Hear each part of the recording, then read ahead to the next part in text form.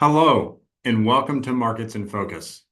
My name is Joe Bell, and today I'm going to walk you through some of the most interesting financial market themes that I'm observing.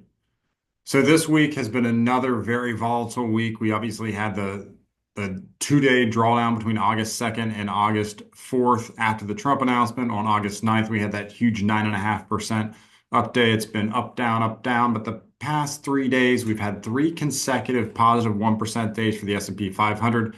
That's pretty rare historically.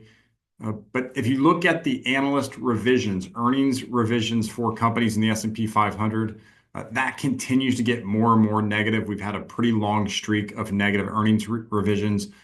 Analysts expect some of these tariffs and growth concerns to hit companies in 2025 in ways that they didn't expect several weeks ago. And then home sales, we had some mixed results. New sales were up for March. Existing home sales hit by really high interest rates continue to get hit. In fact, in March, we had a decline by its most significant level in quite some time. So take a look at this chart of the S&P 500. This week, we had three consecutive positive 1% gains. That's Tuesday, Wednesday, and Thursday. So far this week, you can see on the chart in the green, those little diamonds. Those are the times historically. There has happened 39 times. If you look at the results, the average 1 year gain after those occurrences have averaged 14.6%. So this strong market breadth and widespread participation in short burst doesn't happen that frequently, and historically it tends to lead to continuation of the momentum. Now we have seen large cap growth and momentum stocks on the Mag 7 front. They have reduced their concentration, but they have been part of the leadership during the past 3 days. If you take a look at this chart of the MAGS ETF, that's just the Magnificent Seven stocks. Remember those large cap names like Alphabet that just reported earnings that was pretty good, as well as Amazon and Meta and the rest of those names. The concentration, if you recall, reached a peak of 34% of the S&P 500 after that extremely strong AI-induced rally in 23 and 24 for many of those names in the Mag 7. That has come down quite a bit in recent weeks during the downturn, and that has retracted down to 29%. But we have started to see a leadership role, but they're not quite as significant of an impact as they were at the end of 2024. Now, this chart shows the Citigroup US Earnings Revision Index, and you can see it came out at a decline and remained in negative territory for the 17th consecutive week.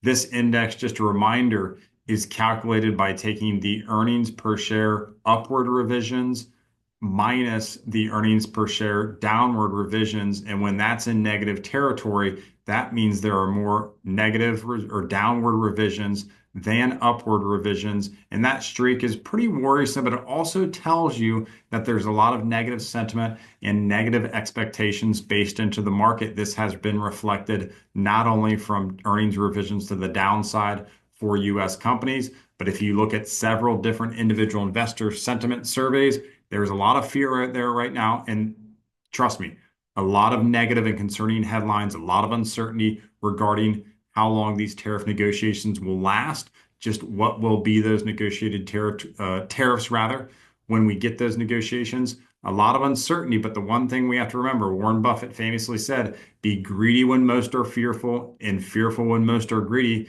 And despite the uncertainty, there is a lot of negativity out there right now. Last statistic, labor market's been pretty good. Inflation, we had a decent report.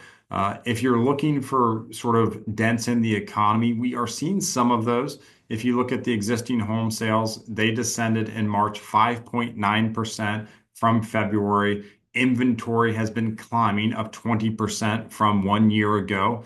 And sales were 2.4% lower than in March of 2024. And it was pretty widespread across all regions. This has mainly been caused, obviously, by inventory going higher as a result of interest rates being elevated.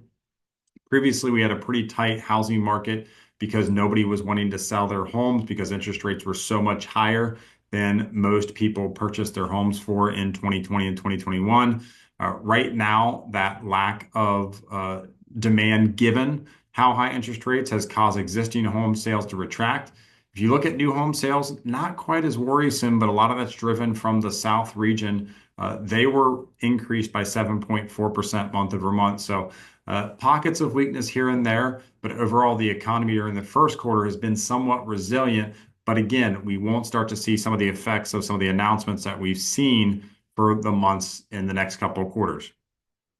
Now, finally, we also got a durable goods report that showed orders for items like autos and appliances were actually up 9.2% in March as consumers rushed to beat potential price increases from tariffs.